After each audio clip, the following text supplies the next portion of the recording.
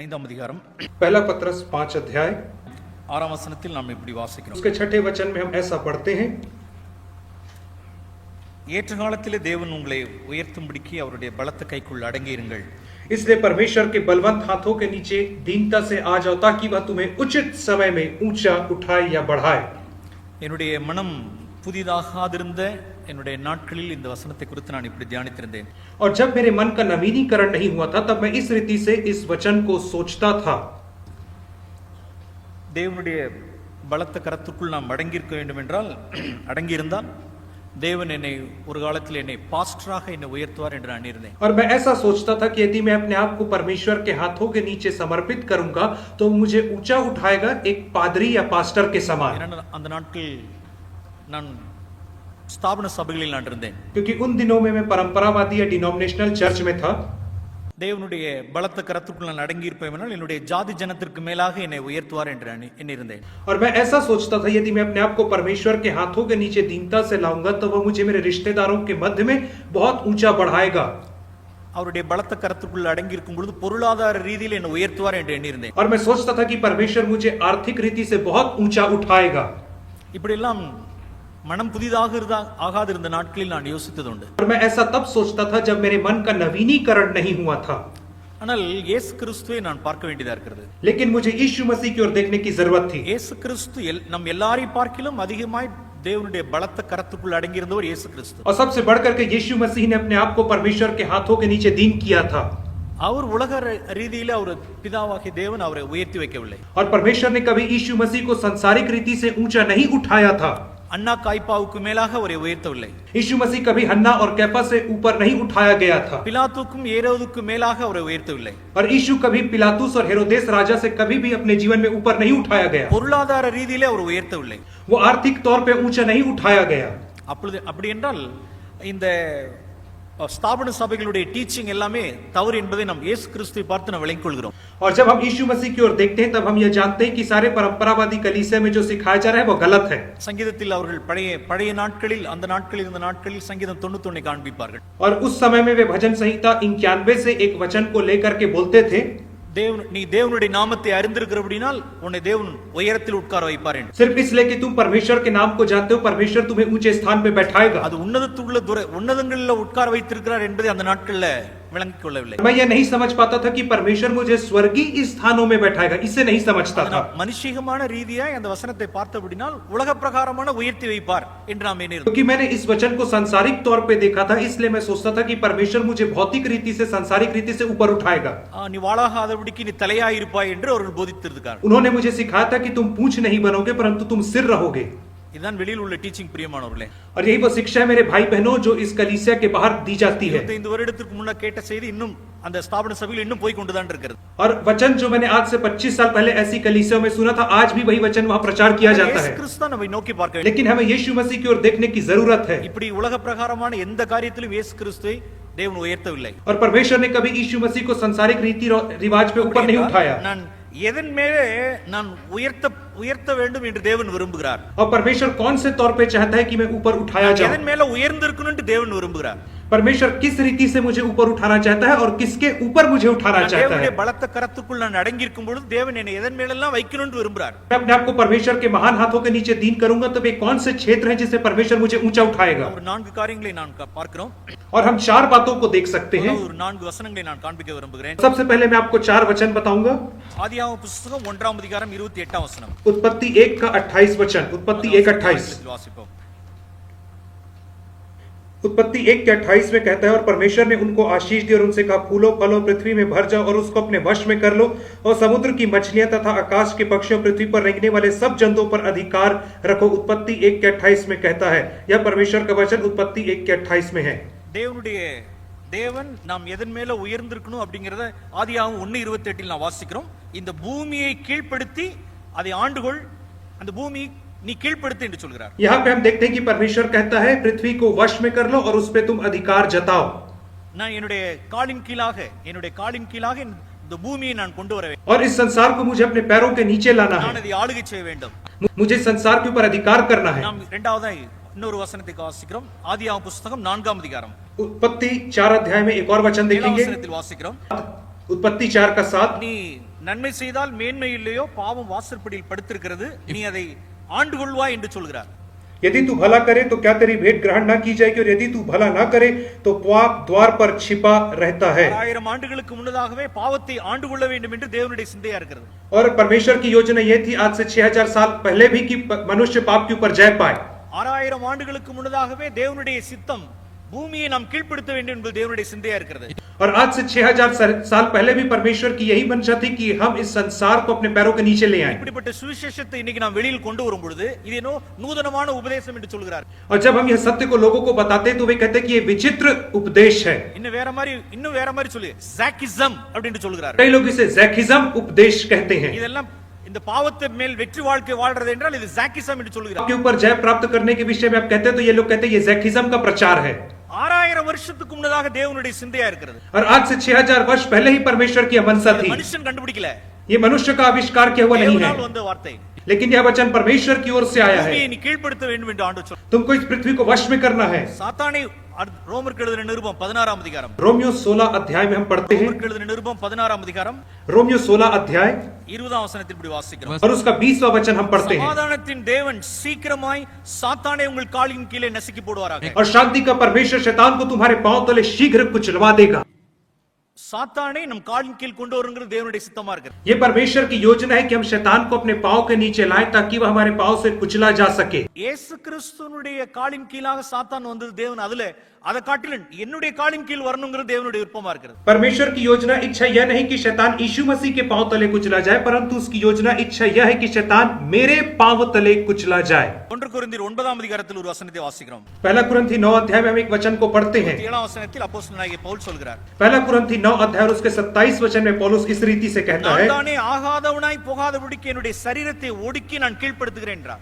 परंतु मैं अपनी देह को मारता और कूटता और वश में लाता हूं ऐसा न हो कि औरों को प्रचार करके मैं आप भी किसी रीति से निकम्मा ठहरूं ஆம் பிரியமானவர்களே मेरे भाई और बहन பூமியை நான் கீழ்ப்படுத்தி நான் அதை ஆளுகை செய்ய வேண்டும் मुझे इस संसार के ऊपर अधिकार रखना और इसे वश में रखना है பாவத்தை நான் கீழ்ப்படுத்தி அதை ஆளுகை செய்ய வேண்டும் मुझे पाप के ऊपर अधिकार रखना और उसके ऊपर वश करना है சாத்தானை என் காலின் கீழ் கொண்டு வந்து நான் ஆளுகை செய்ய வேண்டும் मुझे शैतान को अपने पांव के नीचे लाना और उसके ऊपर अधिकार रखना है சொந்த சரீரத்தை நான் கீழ்ப்படுத்தி அதை நான் ஆளுகை செய்ய வேண்டும் और मुझे अपने शरीर को अपने वश में रखना है और इसके ऊपर मुझे अधिकार जताना है இது எல்லாவற்றின் மேல நான் உயர்ந்திருக்கணும்ங்கிறது தேவனுடைய விருப்பமா இருக்கு और यह परमेश्वर की योजना है कि मैं इन सब चीजों के ऊपर उठाया जाऊं अपने जीवन में கிருபை இல்லாதபடிக்கு முடியவே முடியாது यह परमेश्वर के अनुग्रह के बिना यह सब असंभव है தேவனுடைய கிருபையினால் தான் ஆகும் और परमेश्वर के अनुग्रह के द्वारा संभव है ये सब நிருபம் 5ஆம் அதிகாரத்தில் வாசிக்கிறோம் रोमियो 5 अध्याय மிக பெரிய வசனம் ये बड़ा वचन यहाँ पे पाया जाता है ரோமருக்கு எழுதின நிருபம் 5ஆம் அதிகாரம் 17ஆம் வசனம் और रोमी 5 और उसका 17 वचन அதை நான் ஷார்ட்டா இந்த வசனத்தை வாசிக்க விரும்புகிறேன் और इससे मैं संक्षिप्त में कहूंगा கிருபையினுடைய பரிபூரணத்தை பெறுகிறவர்கள் இயேசு கிறிஸ்து என்னும் ஒருவராலே ஜீவனை அடைந்து ஆளுவார்கள் என்பது அதிக நிச்சயம் जो लोग अनुग्रह और धर्म रूपी वरदान बहुतायत से पाते हैं वे एक मनुष्य अर्थात यीशु मसीह के द्वारा अनंत जीवन में राज्य करेंगे கிருபையினுடைய பரிபூரணத்தை பெறுகிறவர்கள் இது அத்தனையும் ஆளுவார்கள் वे लोग जो अनुग्रह बहुतायत से पाते हैं वे यीशु मसीह के साथ राज्य करेंगे கிருபை அந்த கிருபைக்காக தான் அந்த கிருபையை நாம் எப்படி பெற முடியும் என்றால் நாம் தாழ்த்தி தேவனுடைய கிருபை பெற வேண்டியது अनुग्रह को हम कैसे प्राप्त करेंगे अपने आप को दीन करके हम अनुग्रह को पाएंगे திருச்சபையில நாம் அதிகமாக தாழ்மையை குறித்து நாம் போதிக்கிறோம் इसलिए हम सबसे ज्यादा नम्रता के विषय में प्रचार करते உந்துதலை हैं பற்றி பேசுகிறோம் और हम टूटेपन प्रचार கிருபைகளை करते குறித்து हैं பேசுகிறோம் हम निंदा प्रचार करते பலவீனமாகிறது हैं குறித்து நாம் பேசுகிறோம் हम प्रचार करते हैं कि अपने आप को कैसे कर बनाए எல்லாம் நாம் சிறுமையாம் நாம் தாழ்மையுமா இருக்கும்போது தேவனுடைய கிருபையை பெறுகிறோம் और जब लोग हमारी निंदा करते हैं हमारा अपमान करते हैं तो हम परमेश्वर के अनुग्रह को दीनता से प्राप्त கிருபையினுடைய करते हैं பரிபூரணத்தை பெறுகிறவர்கள் இது அத்தனையும் ஆளுகை செய்வார்கள் और ऐसे जीवन के द्वारा जो अनुग्रह बहुतायत से प्राप्त करते हैं वे राज्य करेंगे நான் ஒன்று ரெண்டு காரியத்தை மாத்திரம் இந்த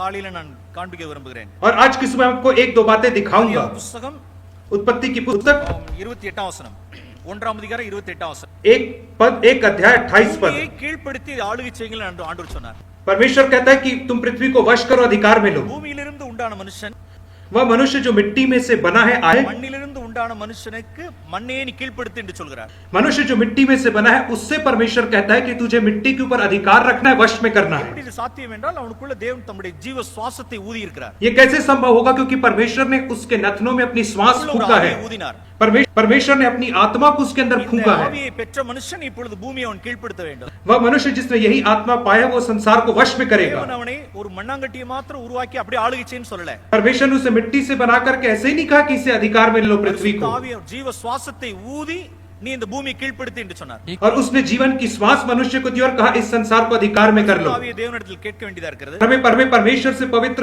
आत्मा मांगने की जरूरत है. ஆண்டவரே உனக்கு எதுக்கு பரிசுத்த ஆவின்னு கேட்டா நம்ம ஆண்டவரிடத்தில் என்ன சொல்லுவோம்? जब परमेश्वर आपसे पूछे तुझे पवित्र आत्मा क्यों चाहिए तो तुम्हारा उत्तर क्या होना चाहिए? பூமியை நான் கீழ்ப்படுத்தணும் ஆண்டவரே. प्रभु जी मैं इस साल के ऊपर अधिकार रखना चाहता हूँ. प्रभु जी मेरे अधिकार में आना चाहिए. அதுக்கு தான் எனக்கு பரிசுத்த ஆவி வேணும் ஆண்டவர். और मुझे इसी उद्देश्य के लिए परमेश्वर की आत्मा चाहिए. நாம் எபேசியருக்கு எழுதின நிருபத்தில் வாசிக்கிறோம். और हम इफिसियों की पत्री में पढ़ते हैं. அதிகாரம் 7 वचனம். 2 अध्याय के 27 पद में. மிகவும் பிரியமான ஒரு வசனம். और मेरे लिए बहुत अच्छा पसंदीदा वचन. கிறிஸ்துவுடன் கூட என்னை எழுப்பி और परमेश्वर ने मुझे यीशु मसीह के साथ उठाया. என்னை உன்னதங்களிலே உட்காரச் செய்திருக்கிறார். और मुझे स्वर्गीय स्थानों में भी बैठा है. எபேசியருக்கு எழுதின நிருபம் 2 அதிகாரம் 7 वचனம். इफिसियों 2 के 7 वचन में रहता है. கிறிஸ்து இயேசுவுக்குள் நம்மை அவரோடு கூட எழுப்பி உன்னதங்களிலே அவரோடு கூட உட்காரச் செய்தார். और हिंदी बाइबल में कहता है और मसीह यीशु में उसके साथ उठाया और स्वर्गीय स्थानों में बैठाया. 6वें वचन में कहता है हिंदी बाइबल में 6ठे वचन में. ஆம் பிரியமானவர்களே உன்னதங்களில் உட்கார்ந்திருக்கிற ஒரு வாழ்க்கை. और ऐसा जीवन है जहां हम स्वर्गीय स्थानों में बैठे हैं. நம்முடைய குடியிருப்பு அங்கதான் இருக்கு. और हमारी जो नागरिकता है वो स्वर्ग की है. நம்ம பூமியிலே இருக்கிறோம். हम संसार में हैं. நமக்கு டியூவல் சிட்டிசன்ஷிப் போல. हमारी जो नागरिक वो जगह की है. நம்ம அங்கேயும் இருக்கிறோம் இங்கேயும் இருக்கிறோம். और हम संसार में भी और वहां स्वर्गीय स्थानों में भी हैं. நான் இப்படி யோசிப்பது உண்டது. मैं इस रीति से सोचता हूँ. நம்ம மத்தியில இருந்து எவ்வளவு பேர் ஃபாரின் போறாங்க.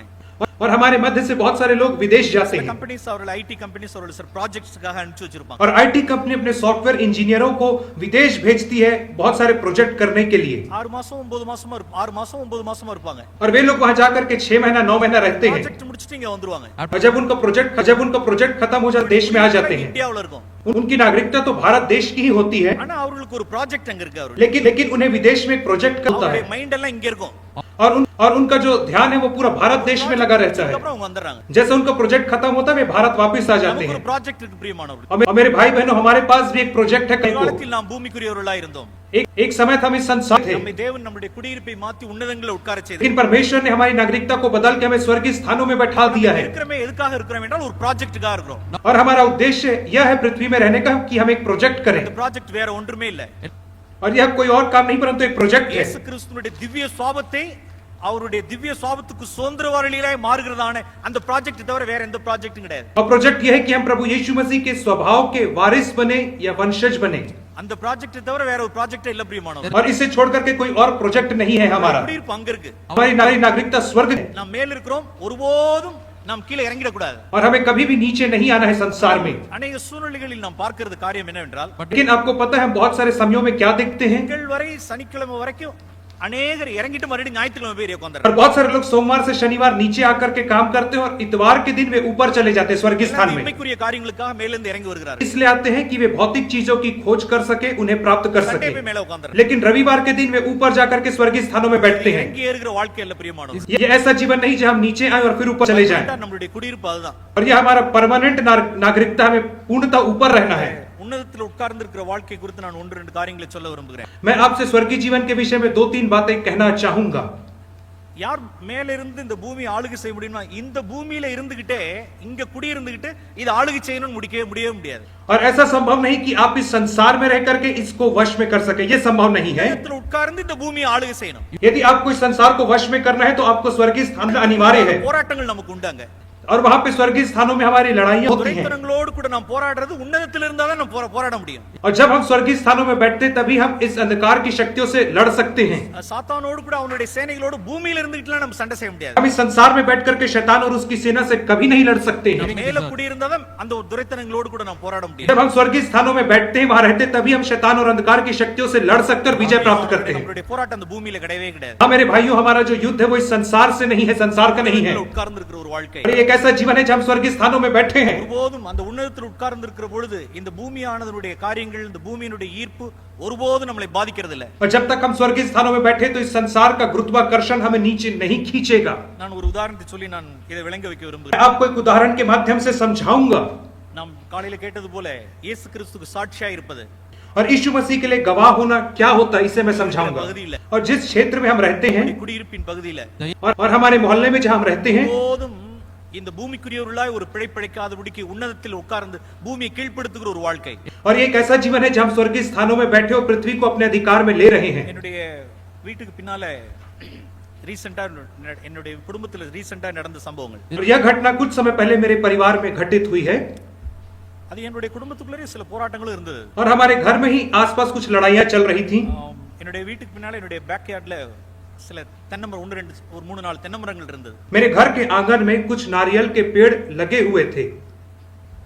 ஒரு ஒரு தென்னமரம் வந்து என்னுடைய வீட்டு காம்பவுண்டுக்கு வெளியில போய் பக்கத்துல உள்ளவங்களுடைய வீட்டின் மேல அவர்கள் சமயத்துல கொஞ்சம் டிஸ்டர்பன்ஸா இருந்தது. और एक नारियल का पेड़ जो था मेरे घर में वह बाउंड्री वॉल के किनारे में था, इसलिए उसकी जितनी पत्तियां और डालियां थी पड़ोसी के घर की तरफ चले गई थी। அவங்க அடிக்கடி எனக்கு டிஸ்டர்பா இருக்குன்னு அவங்க சொன்னாங்க. और मेरा पड़ोसी कहता था क्योंकि पत्तियां उसके तरफ आ गई हैं और वो झड़ती तो उसके वजह से उसे परेशानी हो रही है। ஓகே, நம்ம பக்கத்துல உள்ள குடியிருப்புகளோட நம்முடைய சமாதானம் தான் முக்கியமா இருக்கு, ஆகையினால மரத்தை வெட்டிடுவோம்னு முடிவு பண்ணிட்டேன். और मैंने निर्णय लिया कि सबसे मुख्य बात यह है कि हम पड़ोसियों के साथ शांति से रहें, इसलिए मैंने उस पेड़ को काटने का निर्णय लिया। மரத்தை வெட்டுகிறவர்கள் வீட்டுக்கு வந்து மரத்தை வெட்டிட்டு இருக்காங்க. और हमने लोगों को लाया कि उस पेड़ को काटें, किराए पे लोगों को लाया। என்னுடைய வீட்டுக்கு பேக் சைடுல உள்ளதான ஒரு ஸ்ட்ரீட்ல உள்ளவர்கள் திடீர்னு ஒரு 10 20 பேர் கூட்டம் கூட்டிட்டாங்க. और बाजू के जो पड़ोस में रहते थे वहां से भी 10-15 लोग आकर के हमारे घर के पास इकट्ठे हो गए। இந்த மரத்தை வெட்டுறீங்க, இந்த மரத்தை வெட்டுங்கன்னு சொல்லிட்டு இன்னொரு மரத்தை வெட்ட சொன்னாங்க. और उन्होंने मुझसे कहा आप इस पेड़ को काट रहे हो तो आपको ये पेड़ को भी काटना पड़ेगा। இது எதுக்கு நான் வெட்டணும்னு கேட்டேன். मैंने उनसे पूछा मैं इस दूसरे पेड़ क्यों काटूं?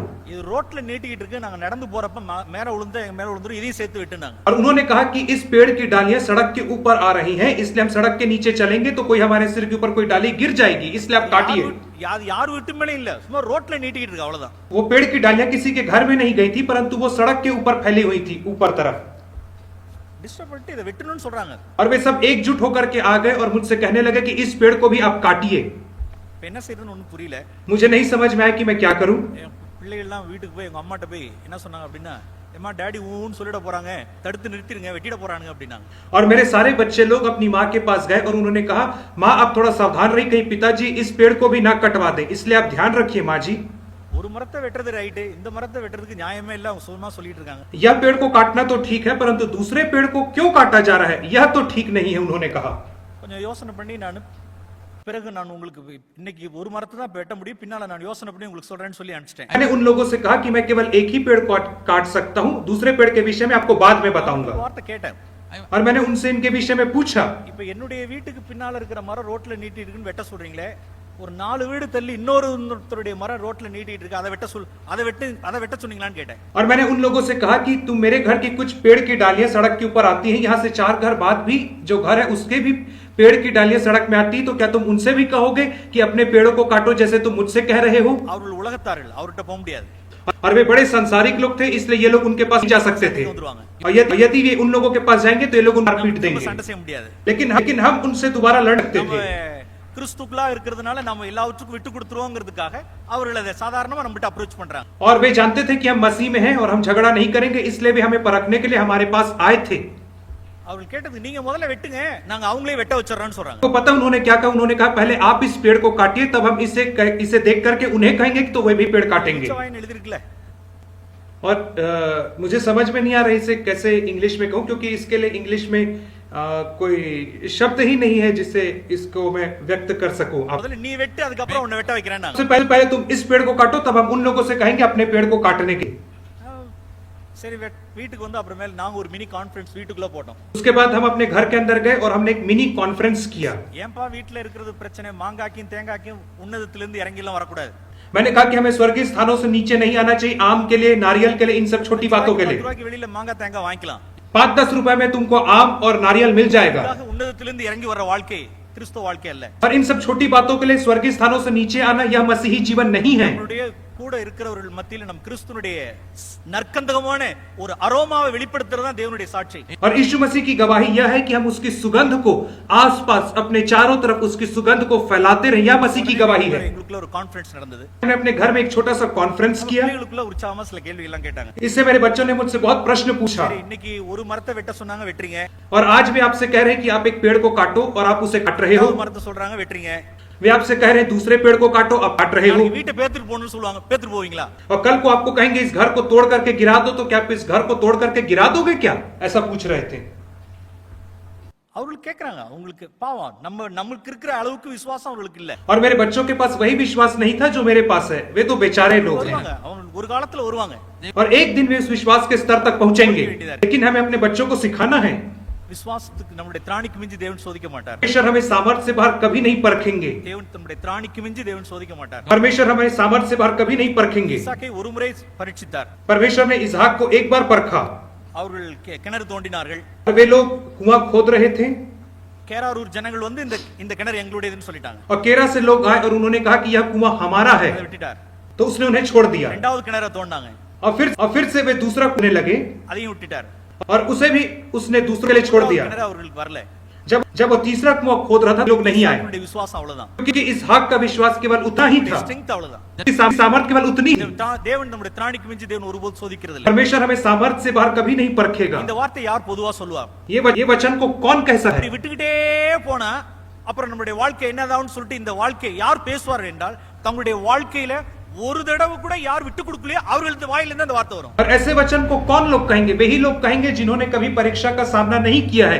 वे लोग ऐसा कहेंगे कि क्या हम लगातार परीक्षा से होकर के गुजरते रहे? क्या हम लगातार परीक्षा से होकर के गुजरते रहे? ऐसा वे लोग ही कहेंगे. கொடுக்கிறது முட்டாள்தனம் இல்ல? क्या ये मूर्खता की बात नहीं कि हम दूसरों की सारी बातों को मान लें? விட்டுக்கிட்டே போனா நம்ம ஏமாந்து போட மாட்டோம்? और यदि हम ऐसा ही करते रहेंगे तो क्या सारे लोग हमें मूर्ख नहीं बनाएंगे, धोखा नहीं देंगे हमें? அப்படிப்பட்டவரிடத்தில் நான் என்ன கேட்பேன் என்றால் நீ எத்தனை தடவை விட்டு கொடுத்திருக்க, எத்தனை தடவை ஏமாந்திருக்க? और ऐसे लोगों से मैं यह प्रश्न पूछता हूं कि कितने बार आपकी परीक्षा हुई तो आप उस परीक्षा में गिरे करके. அவர்கள் அந்த வார்த்தையை கடந்தே போயிருக்க மாட்டாங்க. और ऐसे लोग ऐसी परिस्थितियों से होकर के कभी नहीं गुजरे हैं. விசுவாசத்துக்கு மிஞ்சி தேவன் சோதிக்கிறது இல்லை. हमें सामर्थ्य से बाहर कभी भी परीक्षा नहीं डालेगा. அதற்கு பிறகு நாங்கள் ஒரு முடிவு செய்து சமாதானத்திற்காகவே அந்த மரத்தை வெட்டி சாச்சோம். और तब हमने यह निर्णय लिया कि शांति बनी रहे, इसलिए हमने दोनों पेड़ों को काट दिया. அதனுடைய காரியங்கள் போக்குவரத்தெல்லாம் அங்குள்ள ஜனங்களே வந்து மரத்தை வெட்டும் பொழுது மட்டை தேங்காய் இளநீ எல்லாத்தையும் எடுத்துட்டு போறேன்னு சொன்னாங்க. சந்தோஷமா எடுத்துட்டு போங்கன்னு. और जब पेड़ काट दिए गए तो आस पड़ोस के लोग आकर के उसमें से नारियल ले गए, उसके जड़ को ले गए, उसके तनों को ले गए और हमने उन्हें ले जाने की अनुमति दे दिया. இருக்கிற ஏரியாவுல இப்படி இருக்கிறோம். और हम कैसे हैं जिस क्षेत्र में हम रहते हैं? இடத்துல சமாதானமா இருக்கிறோம். हम सब मनुष्यों के साथ शांति से रह रहे हैं अपने में. பிரியமானவர்களே, ஒருபோதும் நான் உன்னதத்திலிருந்து நாம் இறங்கி और வந்தோம். हमें कभी भी स्वर्गीय स्थानों से नीचे नहीं आना है मेरे भाइयों बहनों. நல்ல ஒரு ஆரோக்கியமான ஒரு வாழ்க்கை தேவன் வைத்திருக்கிறார் பிரியமா. और परमेश्वर ने हमारे लिए एक बहुत ही अच्छा जीवन रखा है. என்னுடைய வீட்டுக்கு பக்கத்துல உள்ள இன்னொருத்தர் और मेरे घर के पड़ोस में एक और व्यक्ति, கோர்ட்டுக்கு போறேன்னு சொல்லிட்டு இருக்காரு. और उसने मुझसे कहा कि वो कोर्ट जाएगा. தர வீடு வந்து பூமி வந்து என்னுடையது, அதுக்கு மேல கட்டி இருக்கிற வீடு வந்து உன்னோடது அப்படிங்கிறார். और उसने कहा कि घर तो तेरा है लेकिन जमीन मेरी है. வீடு வந்து நான் கட்டியிருக்கேன், அதனால என்னுடைய வீடு, அந்த தர வந்து அவருடையதுன்னு கோர்ட்டுக்கு போவேங்கிறார். उसने कहा कि घर तेरा है क्योंकि घर का निर्माण तूने किया है, परंतु यह जमीन मेरी है और तूने मेरी जमीन पे घर बनाया है. சர்வே நம்பர்ல ஒரு சின்ன ஒரு ப்ராப்ளம், क्योंकि खसरा नंबर में कोई छोटी सी गलती हो गई थी. நான் கோர்ட்டுக்கு போவேன்னு சொல்றாரு. इसके लिए वो कह रहा था कि वो उठ जाएगा. ரிட்டர்ன் பண்ணுவார். और वो आए दिन मुझे धमकी ஒரு था. தடவை ஒரு 7 மணிக்கு ஒரு ஆபீசர் வருது, வில்லேஜ் அட்மினிஸ்ட்ரேஷன் ஆபீசர் வீட்டுக்கு வந்தாரு. और एक दिन तहसीलदार और पटवारी मेरे घर आए. என்னுடைய டீட் எல்லாம் எடுத்துட்டு வந்து வெளியில கொண்டு காமிங்க அப்படின்னு சொன்னார். उन्होंने मुझसे जमीन के कागजात मांगे दिखाने को. உடனே ஆண்டவர் போதிச்சார், இந்த மனுஷனை ஸ்ட்ரிக்ட்டா வார்ன் பண்ணி ஏதா இருந்தாலும் லாயரை போய் பாரு, கோர்ட் வழியா வா அப்படின்னு சொல்ல சொன்னார். तुरंत परमेश्वर ने मुझसे कहा कि इस मनुष्य को घर से निकाल दे, कोर्ट में जा और कोर्ट में सारे मामलों का निपटारा कर दो. ऐसा परमेश्वर ने कहा. தொந்தரவுப்படுத்திட்டே இருப்பாங்க. तो आए दिन लोग मुझे धमकी करते थे, தேவனுக்கு மகிமையா சொல்ல முடியும். लेकिन मैं परमेश्वर की महिमा के लिए कह सकता हूँ. தொடர்ந்து நன்மை செய்ய தேவன் போதிக்கிறார். परमेश्वर मुझे सिखा रहा था कि मैं उनके साथ भला करूं. எந்த சூழ்நிலையிலும் பிரியமானவர்களே, இந்த இம்மைக்காக நான் ஒருபோதும் நான் பரத்திலிருந்து நாம் இறங்கி வரக்கூடாது. और हमें कभी भी स्वर्गीय स्थानों से नीचे नहीं आना है इन भौतिक और सांसारिक वस्तुओं के लिए. நாம் போராடாத ஒரு வாழ்க்கை, एक ऐसा जीवन है स्वर्गीय, कोई लड़ाई नहीं है. ஒரு வாழ்க்கை, और ऐसा जीवन है जहां कार को वश में रखते हो. மற்ற காரியங்களுக்காக ஒருபோது போராடாத ஒரு வாழ்க்கை. ऐसा जीवन है जहां हम अपनी संपत्ति के लिए लड़ाई झगड़ा नहीं करते हैं. ரோமருக்கு எழுதின நிருபம் 16ஆம் அதிகாரத்தில் வாசிக்கிறோம். रोमियो 16 अध्याय में हम इस रीति से पढ़ते हैं. 20ஆம் வசனத்தை வாசிச்சோம். और 20 वचन में हम इस रीति से पढ़ते हैं. 20ஆம் வசனம், சாத்தானே உங்கள் காலின் கீழாக தேவன் நசுக்கி போடுவாராக. शांति का परमेश्वर शैतान को हमारे पांव तले शीघ्र कुचलवा देगा. ஆம் பிரியமானவர்களே, சாத்தானை நம் காலின் கீழ் கொண்டு வருவது, हमें शैतान को अपने पांव के नीचे लाना है. எவ்வளவு ஒரு வைராக்கிய வாஞ்சையா நாம் இந்த வசனத்தில் இருக்கணும். और हम इस वचन के लिए कैसे धुन धर के प्रयास करेंगे. ஒரு காரியத்தை நான் சொல்ல விரும்புகிறேன். சாத்தானை நம் காலில் கொண்டு வருவதற்கு நிறைய வழிகள். और बहुत सारे तरीके हैं जिसके माध्यम से हम शैतान को कुचल सकते हैं. और मैं आपको एक तरीका बताऊंगा. दूसरा कुरिन्थी 2ஆம் அதிகாரம் 2 अध्याय 10ஆம் வசனம், उसका 10 वचन. 2 கொரிந்தியர் 2ஆம் அதிகாரம் 10ஆம் வசனம் 11ஆம் வசனம். दूसरा कुरिन्थी उसका दूसरा अध्याय और उसका 10वां 11वां वचन. எவனுக்கு மன்னிக்கிறீர்களோ நானும் மன்னிக்கிறேன், கிறிஸ்துவினுடைய சன்னிதானத்திலே மன்னித்திருக்கிறேன். 10 வசனம் 2:10 दूसरा कुरिन्थी 2:10 में कहता है, जिसका तुम कुछ क्षमा करते हो उससे मैं भी क्षमा करता हूं, क्योंकि मैंने जो भी कुछ क्षमा किया है यदि किया हो तो तुम्हारे कारण मसीह की जगह में होकर क्षमा किया है। 11 வசனம் சாத்தானாலே நான் மோசம் போகாதபடிக்கு அப்படி செய்தேன் 12 वचन में कहता है कि शैतान का हम पर दाव ना चले इसलिए मैंने यह सब किया है। 11 वचन के अनुसार அவனுடைய தந்திரங்கள் நமக்கு தெரியாதவைகள் அல்லவே क्योंकि हम उसके युक्तियों से अनजान नहीं हैं। சாத்தானாலே நான் மோசம் போகாதபடிக்கு நான் அப்படி மன்னித்திருக்கிறேன் और मैंने क्षमा इसलिए किया ताकि शैतान मेरा फायदा ना उठाए। பிரியமானவர்களே நாம் மன்னிக்காது இருப்போமானால் சாத்தான் நம்ம காலின் கீழ் இருக்க மாட்டான், நாம் சாத்தானுடைய காலின் கீழ் இருப்போம்। और जब हम किसी को क्षमा नहीं करते हैं तो शैतान हमारे पांव के नीचे नहीं रहेगा, परंतु हम शैतान के पांव के नीचे रहेंगे। அது தேவனுடைய சித்தம் அல்ல பிரியமானவர்களே, यह परमेश्वर की इच्छा नहीं मेरे प्रिय लोगों। நாம் ஒருபோதும் நம்மளுடைய இருதயத்துக்குள்ள யார் குறித்து வைராக்கியம், கசப்பு, மன்னிக்க முடியாத ஒரு இருதயம் ஒருபோதும் நமக்கு இருக்க வேண்டாம்। और हमें कभी भी अपने हृदय में कोई कड़वाहट या क्षमाहीनता नहीं रखना है। சாத்தானே அது சாத்தானுடைய தந்திரம் என்று நாம் வாசிக்கிறோம்। शैतान की चाल है ऐसी। நாம் இங்க ஒரு வசனத்தை வாசிக்க காண்பிக்கிறோம்। மத்தேயு எழுதின சுவிசேஷம் Matthew 5ஆம் அதிகாரம் 44 வசனம்। मत्ती 5 और उसका 44 वचन। 5:44 मत्ती रचित सुसमाचार उसका 5वां अध्याय और उसका 44वें वचन को हम देखेंगे। அல்ல ஒரு ஒரு உயிருள்ள ஒரு வசனம்। और यह एक जीवित वचन है। இந்த வசனத்துக்கு நான் சாட்சியா இருக்க விரும்புகிறேன்। मैं इस वचन के लिए एक गवाही बताऊंगा। உங்கள் சத்துருக்களுக்கு சிநேகியுங்கள், परंतु मैं तुमसे कहता हूं अपने शत्रुओं से प्रेम करो உங்களை சபிக்கிறவர்களை ஆசீர்வதியுங்கள், और अपने सताने वालों के लिए तुम प्रार्थना करो। मैं कहता உங்களை हूं பகைக்கிறவர்களுக்கு நன்மை செய்யுங்கள், और जो तुमसे बैर करते हैं उनका करो, நிந்திக்கிறவர்களுக்காக உங்களை துன்பப்படுத்துறவர்களுக்காக ஜெபம் பண்ணுங்கள்। जो तुम्हारा अपमान करते हैं उनके लिए तुम प्रार्थना करो, இப்படி செய்வதனால் நீங்கள் பரலோகத்திற்கு உங்கள் பிதாவுக்கு நீங்கள் புத்திரராய் இருப்பீர்கள்। ताकि तुम अपने स्वर्गीय पिता की संतान बनो जो स्वर्ग में है। ஆம் பிரியமானவர்களே, சத்துருக்களை சிநேகிப்பது, சபிக்கிறவர்களை ஆசீர்வதிப்பது, பகைக்கிறவர்களுக்கு நன்மை செய்வது, நிந்திக்கிறவர்களுக்கு துன்பப்படுத்துறவர்களுக்காக ஜெபம் பண்ற ஒரு வாழ்க்கை। और ये एक ऐसा जीवन है जहां आप अपने बैरियों से प्रेम करोगे, अपने सताने वालों के लिए प्रार्थना करोगे, श्राप देने वालों के आशीष दोगे, और इस जीवन से हम परमेश्वर की महिमा करेंगे। கேட்கிறது போல ஒரு புது ரசத்தினுடைய வாழ்க்கை அதெல்லாம்। और यह एक नई दाखरस का जीवन है। இந்த வாழ்க்கை, இந்த வசனத்திற்குள் இது நமக்கு ஜீவனாக வேண்டும் என்றால் தேவன் இந்த வசனத்திற்குள்ளாக நம்மை கடந்து செல்ல வேண்டும்। और यदि यह वचन को हमारे जीवन में जीवंत होना है तो परमेश्वर को हमें ऐसी परिस्थितियों से ले जाना है। சத்துரு உண்டாகணும்। इसके लिए हमारे शत्रुओं को होना जरूरी है। ஆசீர்வதிக்கணும்னா நமக்கு சபிக்கிறவர்கள் வேணும்। यदि हमें आशीषित होना है तो हमें ऐसे लोग चाहिए जो हमें श्राप दे। நமக்கு பகைக்கிறவர்கள் வேணும்। यदि आपको भला करना है तो कोई आपका बुरा करने वाला होना चाहिए। நிந்திக்கிறவர்களுக்காக நாம் ஜெபம் பண்ணும்படி துன்பப்படுத்துறவர்கள், நிந்திக்கிறவர்கள் வேணும்। அப்பதான் அந்த வசனம் நிறைவேற முடியும்। यदि लोग हमें सताएंगे, हमारी निंदा करेंगे, तभी तो हम उनके लिए प्रार्थना करेंगे, आशीष देंगे, और तभी तो यह वचन पूरा होगा। இந்த வார்த்தை என்னுடைய வாழ்க்கையிலே, என்னுடைய குடும்பத்திலே நாங்கள் ஜீவனுள்ள ஒரு வார்த்தையாய், நாங்கள் உயிருள்ள ஒரு வசனமாய் நாங்கள் பார்த்திருக்கிறோம்। हम अपने परिवार और बच्चों के जीवन में इस वचन को जीवंत होते हुए देखा है। ஒரு சாட்சியை சொல்லி நான் முடிக்க और मैं गवाही बता करके खत्म करूंगा। ஒரு சூழ்நிலையில் என்னுடைய ஒரு சில காலங்களுக்கு முன்பதாக என்னுடைய குடும்பத்தில் ஒரு சம்பவம் நடந்தது। और कुछ समय पहले मेरे परिवार में एक घटना घटी जिसे मैं आपको बताऊंगा। என்னுடைய ஒரு நாள் மாலை எங்களுடைய சர்ச்சில் உள்ள ஒரு 4 வாலிப பிள்ளைகள் और 4 जवान लड़के जो हमारी कलीसिया के हैं उनके विषय में हैं। சர்ச் கிரவுண்ட்ல வாலிபால் விளையாண்டுட்டு வீட்டுக்கு வராங்க। और ये चर्च के ग्राउंड में वॉलीबॉल खेल रहे थे और घर आ रहे थे। என்னுடைய வீட்டுக்கு பக்கத்துல தான் சர்ச் இருக்கு। और मेरे घर के निकट में ही चर्च है। சர்ச்சில் உள்ளதான பிளே கிரவுண்ட்ல விளையாண்டுட்டு வீட்டுக்கு வராங்க। और ये चर्च के ग्राउंड में खेल रहे थे और वहां से वे घर वापस आ रहे थे।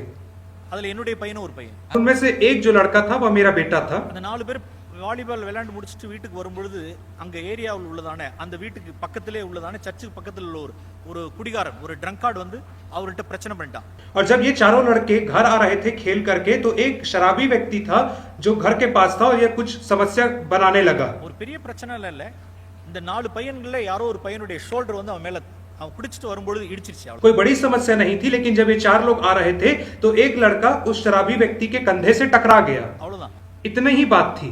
இவங்க வீட்டுக்கு வந்துட்டாங்க। और वे सब के सब घर चले गए। ஒரு மணி நேரத்துக்குள்ளாக एक घंटे என்னுடைய வீட்டுக்குள்ள ஒரு 10 ரவுடிஸ் போல வீட்டுக்குள்ள பூந்துட்டாங்க। 10 गुंडे लोग मेरे घर में आ गए। எல்லாமே குடிகாரர்கள்। सब के सब शराबी थे। வீட்டுக்குள்ள ஒரு 7 மணி இருக்கும், நைட்டுக்குள்ள எல்லாரும் வீட்டுக்குள்ள பூந்துட்டாங்க। और शाम के 7 बजे थे और ये सब लोग अचानक से मेरे घर के अंदर घुस गए। ஒரு பக்கம் கம்ப்யூட்டர் இருக்கு, और एक जगह पे कब्जा है, கீபோர்ட் இருக்கு, एक जगह बोर्ड है, வைஃப் ஒரு பக்கம் இருக்காங்க। और एक जगह पे मेरी पत्नी हुई थी। வீட்டு வாசல்லையும் வீட்டுக்குள்ளேயும் பூந்து கண்ணாமண்ணான்னு கெட்ட வார்த்தைகள்லாம் பேசி திட்டி और ये घर में घुस करके गाली गलौज करने लगे, अपशब्द बोलने लगे। இந்த 4 பிள்ளைகளையும் अடிக்கணும்னு நினைக்கிறாங்க। और वे कहने लगे कि ये चारों लड़कों को मारना चाहते हैं। அப்புறம் திடீர்னு நான் ரூம்ல இருந்து வெளிய நல்ல வேளை காட்ஸ் கிரேஸ் நான் அந்த டைம்ல இருந்து நான் வீட்ல परमेश्वर के अनुग्रह से उस दिन मैं घर पे था और मैं अपने कमरे से बाहर आया देखने को। என்ன அதுல அந்த 10 பேர்ல என்ன ஒருத்தர் தெரிஞ்சவர் இருந்தார். 10 शराबी लोगों में से एक व्यक्ति मेरे जान पहचान का व्यक्ति था என்ன பிரச்சனைன்னு கேட்டா அந்த மாதிரி காரியத்தை சொன்னாங்க. और मैंने उससे पूछा क्या समस्या है, तो उसने सब कुछ कह बताया। அவங்கள்ட்ட மன்னிப்பு கேட்டோம், கொஞ்சம் சமாதானமாயி ஒழுங்கா இருக்கணும் அப்படின்னு சொல்லிட்டு எங்களை த்ரெட்டன் பண்ணிட்டு போயிட்டாங்க. मैंने उनसे माफी मांगी और हमारे घर में शांति आ गई और वे लोग शांति से चले गए, पर हमको धमकी देते हुए गए कि आगे से ऐसा नहीं होना चाहिए। இல்லைன்னா சர்ச்சையும் ஒண்ணும் இல்லாம பண்ணிடுவோம்னு போயிட்டாங்க. और उन्होंने कहा कि यदि ऐसा हुआ तो हम आपके चर्च को तोड़ देंगे और उस जगह पे चर्च नहीं रहेगा। அதுக்குள்ளாக நாங்க முடிச்சிட்டோம். முடிச்சதுக்கு அப்புறம் ஒரு இளைப்பாறுக்குள்ள வந்து ஜெபம் பண்ண நாங்கள் விரும்பினோம். और इन सब बातों के खत्म होने के बाद हम शांति से आए, हम प्रार्थना करके सोने जाने ही वाले थे। அதுக்குள்ளார என்னுடைய பையன் ஒரு பையன் வந்து போலீஸ் ஸ்டேஷன்ல புகார் கொடுக்கணும் அப்படின்னு சொல்றான். अब मेरे एक बेटे ने कहा कि हमें पुलिस में जाकर के इसके विषय में रिपोर्ट लिखाना चाहिए। என்னுடைய ஞானத்துக்கு நான் போலீஸ் ஸ்டேஷன்ல புகார் கொடுத்தேன்னா இன்னும் பிரச்சனை பெருசா போகும். मेरी जानकारी के अनुसार यदि हम इसकी पुलिस में शिकायत करेंगे तो समस्या और बढ़ जाएगी। அதுக்குள்ளார அந்த 3 வாலிப பிள்ளைகளுடைய பேரண்ட்ஸ்க்கு ஃபோன் தகவல் வந்துருச்சு. அவங்களும் அங்கே தகவல் बाकी 3 लड़कों के माता पिता को भी यह खबर पहुंची और वे भी हमारे घर में तुरंत आ गए। ஆவியானவரே இந்த சமயத்துல எனக்கு உதவி செய்யுங்க.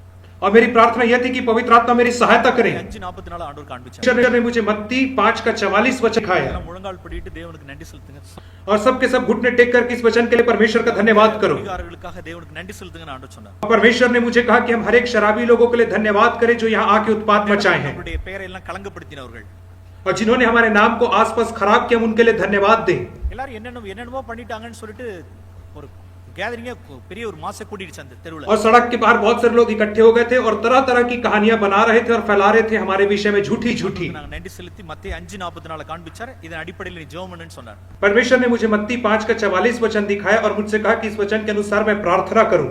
ஆனால் என்னுடைய பிள்ளைகளுக்கு அந்த அளவுக்கு ஒரு விசுவாசம் இல்லாம போயிடுச்சு. लेकिन मेरे बच्चों के पास ऐसा विश्वास नहीं था। கோழையா இருக்கேன்னு சொல்றாங்க. वे लोग कह रहे थे कि पापा डर हैं, ஸ்டேஷன்ல புகார் கொடுக்கணும், हमें पुलिस स्टेशन जाना अनिवार्य और रिपोर्ट लिखाना है। நடத்தல. लेकिन परमेश्वर के आत्मा अगुवाई नहीं किया சரி உங்களுக்கு விசுவாசம் இல்லைன்னா விட்டுருங்கன்னு சொல்லிட்டு நாங்க வந்து ஜெபம் பண்ணிட்டு நாங்க முடிச்சிட்டோம். और हमने कहा कि यदि हमारे पास विश्वास नहीं है तो हमने प्रार्थना समाप्त की और हम चले गए। ஆனால் எங்க இருதயத்துக்குள்ள ஒரு சமாதானம் இல்லவே இல்லை. लेकिन मेरे हृदय में शांति नहीं आ रही थी। அன்னைக்கு ராத்திரி மறுபடியும் நாங்க எல்லாரும் ஜெபத்துக்கு போனோம். और एक बार फिर से हम उस रात को प्रार्थना में करने बैठे பிள்ளைகளோட கூட உட்கார வச்சிருந்தேன். और मैं अपने बच्चे लोगों के साथ प्रार्थना करने बैठा। என்னுடைய பையன்ல அவங்க வந்து சரி செய்யணும்னு நினைக்கல. போலீஸ் ஸ்டேஷன்ல புகார் கொடுத்து இதெல்லாம் வந்து நம்ம கரெக்ட் பண்ணிக்கணும், இல்லைன்னா நமக்கு டேஞ்சர் பின்னால அப்படிங்கிற। और मेरे बच्चे ने कहा कि हमें इसकी पुलिस रिपोर्ट लिखानी चाहिए, हम उनसे लड़ना नहीं चाहते, परंतु ये घटना दोबारा ना हो इसलिए हम रिपोर्ट लिखाएंगे। ஆவியானவர் என்னை நடத்தாத பட்சத்துல அன்னைக்கு பையன்ட்ட ஒரு வார்த்தை நான் அப்படி கேட்டேன். और यदि पवित्र आत्मा हमें अगुवाई नहीं करे तो क्या? ऐसा करके मैंने अपने बेटे से एक प्रश्न पूछा, 5:44 நீ விசுவாசிக்கிறியான்னு சொன்னேன். क्या तू मत्ती 5:44 के ऊपर विश्वास करता है? ஜீவனுள்ள ஒரு உயிருள்ள வசனம். यह तो एक जीवित वचन है। நம்ம காலின் கீழ கொண்டு வரணும். हमें शैतान को अपने पांव के नीचे कुचलना है மனப்பூர்வமா மன்னிக்கணும் और हमें संपूर्ण हृदय से उन्हें करना है। மன்னிக்காத பட்சத்தில் நம்ம கிறிஸ்தவ வாழ்க்கையே அல்ல। यदि हम उन्हें क्षमा नहीं करेंगे तो मसीही जीवन नहीं जी पाएंगे। அப்புறம் பேசுங்க, முதல்ல மனப்பூர்வமாய் மன்னித்து அவங்களை நம்ம ஜெபம் பண்ணணும்। और पुलिस स्टेशन के विषय में बाद में बात करेंगे, उसके पहले हम इन लोगों को अपने संपूर्ण हृदय से क्षमा करें और इनके लिए हम प्रार्थना करेंगे। बेटा அந்த சூழ்நிலையில் என்னுடைய எந்த பையனுக்குள்ளாக அந்த ஒரு விசுவாசம் இல்லாம இருந்ததோ அவனுடைய சரீரத்துல ஒரு இன்செக்ட் பைட்னால ஸ்கின்ல நிறைய ப்ராப்ளம் இருந்தது। मेरा वह लड़का जिसने कहा कि हमें पुलिस स्टेशन जाना है, उसके पास विश्वास नहीं था और उसे एक कीड़े ने काटा था जिसके वजह से उसके पूरे शरीर में रैशेस हो गए थे, दाने हो गए थे।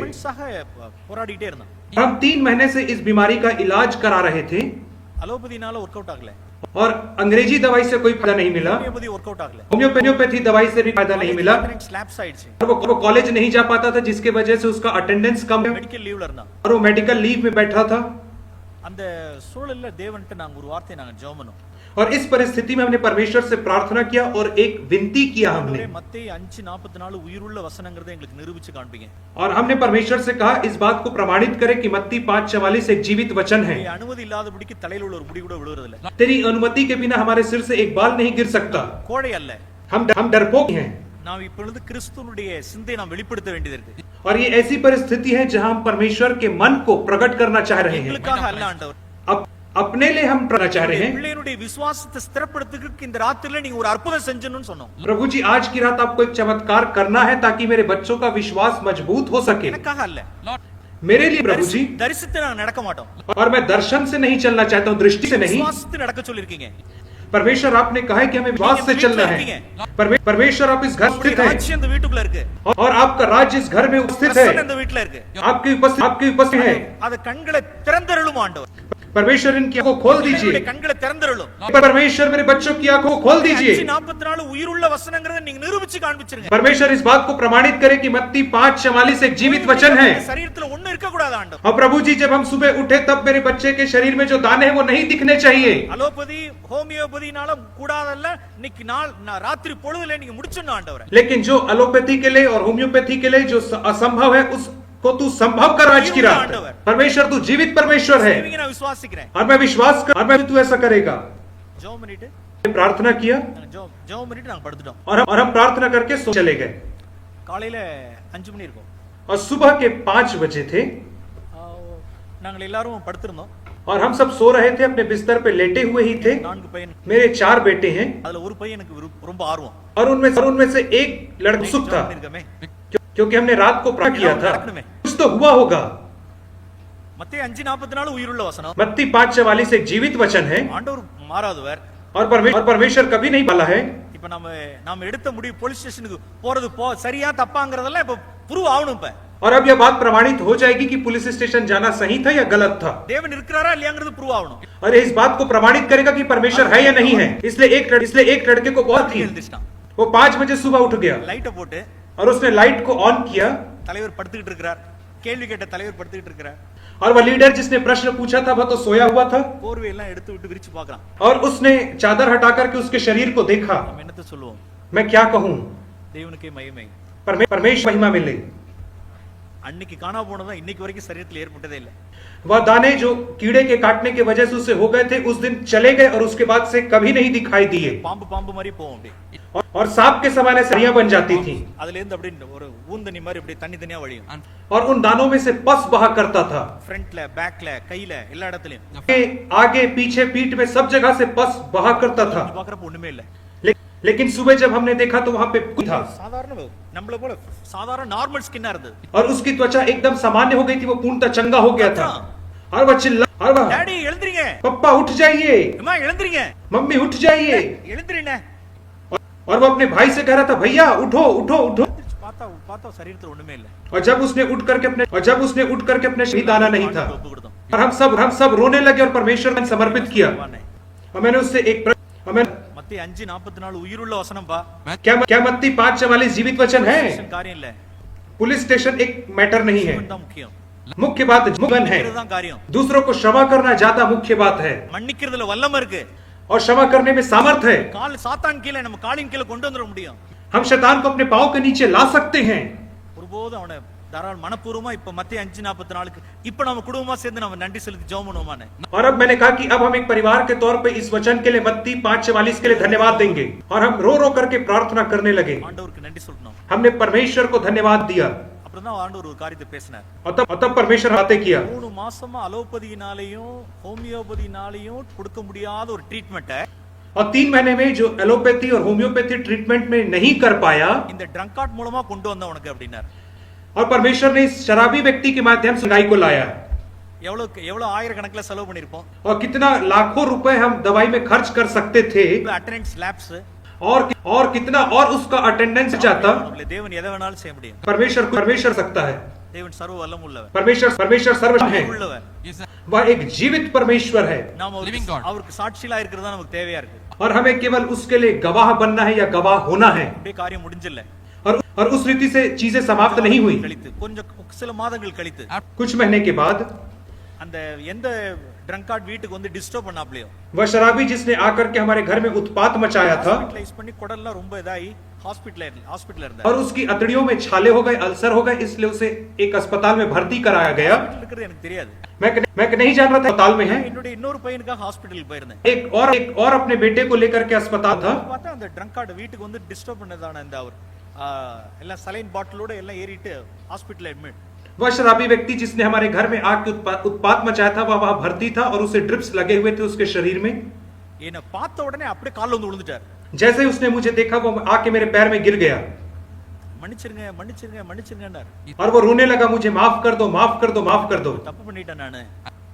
मैंने गलत किया है। அந்த காரியத்துக்காக அப்புறம் மனஸ்தாபப்பட்டு அவர் மன்னிப்பு கேட்டார். और उस घटना के लिए जो घटी थी उसके लिए उस व्यक्ति ने मुझसे माफी मांगा। என்னுடைய கையை பிடிச்சு இழுத்து தான் வயித்துல வச்சு எனக்கா ஜெபம் பண்ணுங்கன்னு. और उसने मेरा हाथ लिया और अपने पेट के ऊपर रखा और मुझसे कहा कि मेरे लिए कृपया करके आप प्रार्थना कीजिए भाई। எனக்கா ஜெபம் பண்ணோம். हमने उसके लिए प्रार्थना किया। ஜெபம் பண்ணோம். ஒரு சில நாட்கள்லயே அவர் சுகமாயி வீட்டுக்கு வந்துட்டார். कुछ दिनों के बाद वह ठीक हो गया और घर आ गया वापस। இப்ப ரோட்ல எங்க பார்த்தாலும் என்ன வண்டியில லிஃப்ட்ல ஏத்திட்டு போவார். जब कभी वो मुझे रोड में देखता है तो मुझे लिफ्ट देता है वो। என் பையனையும் சேர்த்து அழைச்சிட்டு போவார். और वह मेरे बेटे को भी अपने साथ है। இப்படி இருக்கிறார் இப்ப. और अब वो हमारे बहुत हो गया है। சார் உங்க சர்ச்சில யாரா டிஸ்டர்ப் பண்ணானே என்கிட்ட சொல்லுங்க சார். वो कहता है सर जी यदि कोई आपके चर्च को डिस्टर्ब करे तो आकर के मुझे बताना, मैं उस व्यक्ति को देख लूंगा। आज वो हमसे ऐसा कह रहा है। நாங்க போறது இல்ல. हम उसके पास कभी नहीं जाते हैं। அந்த அளவுக்கு ஆயிட்டோம் இப்ப. वो हमसे इतना निकट है। தேவனுக்கு மகிமை பிரியமானவர். परमेश्वर को ही महिमा मिले मेरे लोगों। பிரியமானவர்களே சாத்தானை இப்படி காலில் நாம் கொண்டு வர வேண்டியதா இருக்கு. हमें शैतान को अपने पांव के नीचे लाना है மன்னிக்கிறதுனால, क्षमा के द्वारा, நாம் சமாதானத்தை நாடுறதுனால, क्योंकि हम दूसरे लोगों से शांति खोजते हैं, இவர்களுக்கு नन्மை செய்கிறதுனால, क्योंकि हम उनका भला करते हैं। இந்த வாழ்க்கையை தான் தேவன் இங்க புதிய உடன்படிக்கையில நமக்கு வைத்திருக்கிறார். और यही वह जीवन है जिसे परमेश्वर ने हमारे नई वाचा में रखा है। உன்னதத்திலிருந்து இறங்கி வராத ஒரு வாழ்க்கை, कभी भी हमें स्वर्गीय स्थानों से नीचे नहीं आना है। சாத்தானை காலின் கீழ வைக்கிற வாழ்க்கை, एक ऐसा जीवन जहाँ हम शैतान को अपने पांव के नीचे रखते हैं। பாவத்தை காலின் கீழ வைக்கிற வாழ்க்கை, एक जीवन जहाँ हम पाप को अपने पे रखते हैं। சரீரத்தை நாம் ஒடுக்கி கீழ்ப்படுத்துகிற ஒரு வாழ்க்கை, और एक ऐसा जीवन जहाँ हम अपनी देह को अपने नियंत्रण में रखते हैं। கிருபையினுடைய பரிபூரணத்தை பெறுகிறவர்கள் எல்லாவற்றிலும் ஆளுகை செய்வார்கள். वे लोग जो बहुतायत से अनुग्रह प्राप्त करते हैं वे सबके ऊपर अधिकार रखेंगे। தேவன் மகிமைப்படுவாராக. परमेश्वर हमको महिमा मिले தேவன் நடத்துவாராக. और परमेश्वर हम में से हर एक की अगुवाई करे। आमीन।